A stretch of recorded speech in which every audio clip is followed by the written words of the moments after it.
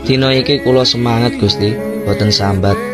Matur suwun sampun diparingi balung sing kuat kanggo ngadepi kahanan urip sing rada nglatih mental.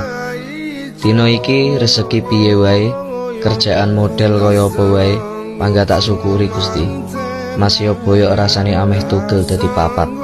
Tetep tak garap sat-sat OTW ngadeg jejeg. Pokoke pantang menyerah sadurunge keluarga bahagia. Suwun.